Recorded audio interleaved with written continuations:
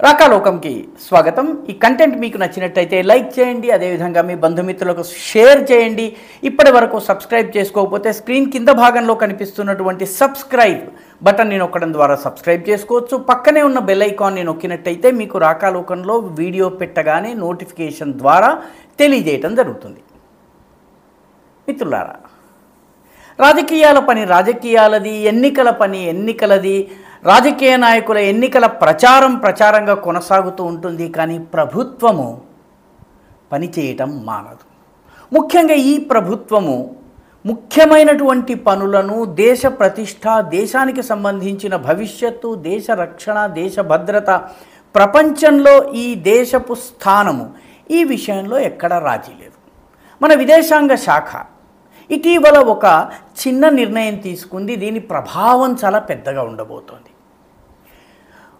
మన దేశ విదేశ వ్యవహారాల శాఖ లోపల డిఫెన్స్ అటాషేస్ సంఖ్యను పెంచడం జరిగింది. హఠాత్తుగా ఒక 15 మంది డిఫెన్స్ అటాషేలను నియమించడం జరిగింది. ఇప్పటికే కొన్ని దేశాలలో ఉన్నటువంటి డిఫెన్స్ అటాషేలు, అక్కడ ఎక్కువగా ఉన్నటువంటి డిఫెన్స్ అటాషేలను వేర్వేరు ప్రాంతాలకు పంపించడం జరిగింది. డిఫెన్స్ అటాషే అంటే ఏంటి?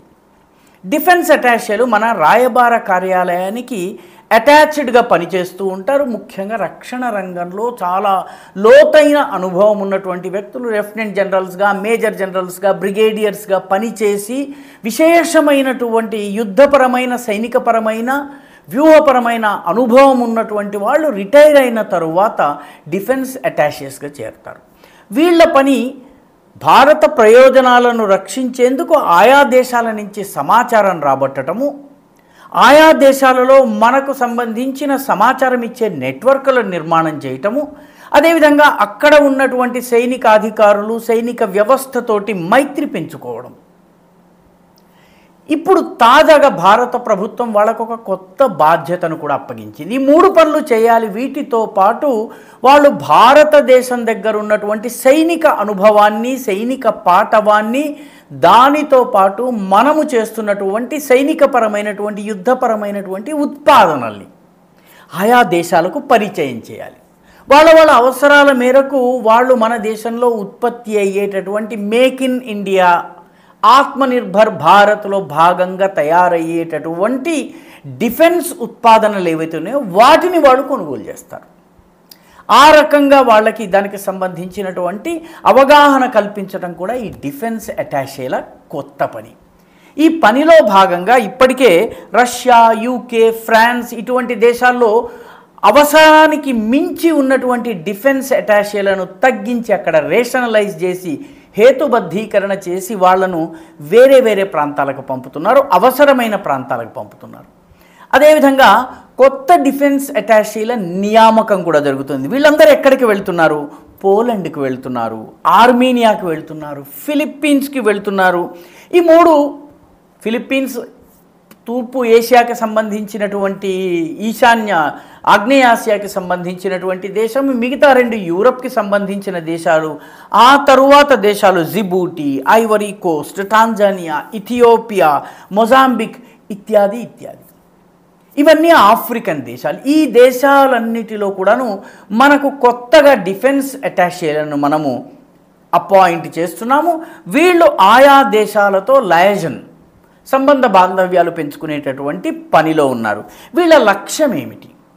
ఆ దేశాలకు డిఫెన్స్ విషయాల్లో సలహా ఇవ్వడంతో పాటు మన ఆయుధ సంపత్తి, మన ఉత్పాదన, మేక్ ఇన్ ఇండియా, ఆత్మనిర్భర్ భారత్లో భాగంగా తయారు చేసిన ఉత్పాదనల్ని అమ్మటము, వాళ్ళ అవసరాలకు తగినటువంటి ఆయుధాలని సజెస్ట్ చేసి వాటి అమ్మకాలు చేయటము. ఉదాహరణకి మన ఆకాష్ మిసైల్స్ ఉన్నాయి, మన పినాకా సిస్టమ్స్ ఉన్నాయి, బ్రహ్మోస్ మిసైల్ ఉంది, అదేవిధంగా మన తేజస్ ఎయిర్ క్రాఫ్ట్ ఉంది, యుద్ధ విమానం ఉంది. ఇటువంటి ఉత్పాదనలు ఏవైతే మనము తాజాగా తయారు చేస్తున్నామో వీటిని ఆయా దేశాలకి అమ్మటము. ముఖ్యంగా ఈ విషయంలో ఆర్మీనియాలో మనం చాలా గణనీయమైన విజయం సాధించాము. ఆర్మీనియా ఇటీవలే అజర్బైజాన్ చేతుల్లో చాలా ఘోరంగా ఓడిపోయింది. తన భూభాగంగా తాను భావించేటటువంటి నొగర్నో కరబాఖ్ని కోల్పోయింది. నొగార్నో కారాబాఖ్లో ఉన్నటువంటి ఆర్మీనియన్ ప్రజలు ఆ ప్రాంతాన్ని వదిలి ఆర్మీనియాకి శరణార్థులుగా రావలసి వచ్చింది. దీనికి కారణము అటు టర్కీ, ఇటు రష్యా, ఇటు ఇరాన్, మరొక వైపు పాకిస్తాన్, ఈ 4 దేశాలు అజర్బైజాన్కి సహాయం చేశాయి. ఇప్పుడు ఆర్మీనియా పక్షాన మన దేశము పినాకా సిస్టమ్స్ని వాళ్ళకి ఇచ్చింది. ఈ పినాకా సిస్టమ్స్ని ఉపయోగించిన తరువాత యుద్ధంలో ఆర్మీనియా అజర్బైజాన్ని చావు దెబ్బతీసింది. ఇప్పుడు వాళ్ళు ఆకాష్ మిసైల్స్ కావాలంటున్నారు, బ్రహ్మోస్ కూడా కావాలన్నటువంటి ప్రతిపాదన వచ్చింది. ఇదంతా మన డిఫెన్స్ అటాషీలు చేస్తున్నటువంటి పని. అదేవిధంగా ఇప్పుడు మిగతా దేశాలకు కూడాను, ఫిలిప్పీన్స్కి ప్రస్తుతం చైనాతో అనేక సవాళ్లు ఎదురవుతున్నాయి.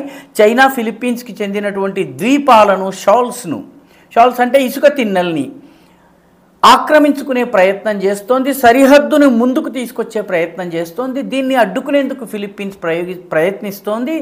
ఇందులో ఫిలిప్పీన్స్కి బాసటగా మనము బ్రహ్మోస్ మిసైల్ వాళ్ళకి అమ్మడానికి సిద్ధమయ్యాము. ఎందుకంటే చైనా దగ్గర బ్రహ్మోస్ మిసైల్ వంటి మిసైల్ లేదు, దీనిని అడ్డుకునేటటువంటి వ్యవస్థ లేదు. కాబట్టి ఫిలిప్పీన్స్ బలోపేతమవుతుంది. ఈ రకంగా మన డిఫెన్స్ అటాషేలు ఈ దేశాలలో పనిచేస్తున్నారు. ముఖ్యంగా వీటితో పాటు యుగాండాలో మంచినీటి, తాగునీటి సిస్టమ్స్ డెవలప్ చేయటంలోనూ, సెంట్రల్ ఆఫ్రికాలో మొత్తం వాళ్ళ యొక్క రైల్వే సిస్టమ్ డెవలప్ చేయటంలోనూ మన దేశానికి చెందినటువంటి అధికారులు, ముఖ్యంగా రాయబార కార్యాలయాలు పనిచేస్తున్నాయి. కంపెనీలకు ఆ దేశ ప్రభుత్వాలకు మధ్య లయాజన్ చేసిన తర్వాత వాళ్ళు పనిచేస్తున్నారు. పర్యవసానంగా ఆయా దేశాల్లో ఇండియన్ ఫుట్ ప్రింట్, భారత పాదముద్ర విస్తరిస్తోంది. భారతదేశానికి సంబంధించినటువంటి ప్రభావం పెరుగుతోంది. ఈ ఆఫ్రికన్ కంట్రీస్ అన్నిట్లలో కూడా ఇప్పుడు చైనా విస్తరించే ప్రయత్నం చేస్తోంది. ఇప్పటికే మనకన్నా ఒక 20 ఏళ్ల ముందుంది చైనా.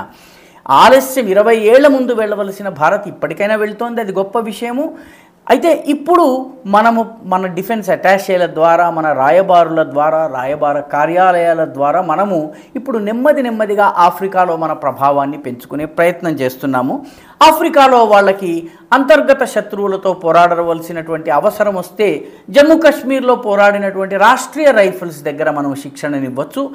హై లెవెల్ విఐపీల సెక్యూరిటీ విషయంలో వాళ్ళకి శిక్షణ కావాలంటే మన దగ్గర ఉన్నటువంటి పంజాబ్లోని మనేసర్లో ఉన్నటువంటి NSG, national security guards training క్యాంప్లో వాళ్ళకి ట్రైనింగ్ ఇవ్వచ్చు. ఇప్పటికే చాలా ఆఫ్రికన్ దేశాల సైనికులు మన దేశంలోని మిలిటరీ ఫెసిలిటీస్లో, ఉదాహరణకి సికింద్రాబాద్లో ఉన్నటువంటి కాలేజ్ ఆఫ్ డిఫెన్స్ మేనేజ్మెంట్ వంటి సంస్థల్లో, ఏఓసి వంటి సంస్థల్లో ఆఫ్రికన్ దేశాలకు చెందిన వాళ్ళు ఇప్పటికే చాలామంది శిక్షణ పొందుతున్నారు. అది మరింత పెంచవచ్చు. పర్యవసానంగా చైనా ప్రభావాన్ని తట్టుకునే ప్రయత్నం చేయవచ్చు. మనం 20 ఏళ్ల వెనుకున్నాము, అయినప్పటికీ కూడాను నెమ్మదిగా గ్యాప్ ఫిలప్ చేయొచ్చు. ఎందుకంటే చైనా వ్యాపారము పుచ్చుకునే వ్యాపారము, భారతదేశపు వ్యాపారము ఇచ్చేటటువంటి వ్యాపారం. వాళ్ళ అభివృద్ధితో మనము ఎదగడం మన లక్ష్యమైతే ఆ దేశాలను ఆర్థిక బానిసత్వంలోకి నెట్టడం చైనా యొక్క తత్వం. కాబట్టి దేశాలు, ముఖ్యంగా ఆఫ్రికన్ దేశాలు ఇప్పటికే చైనా యొక్క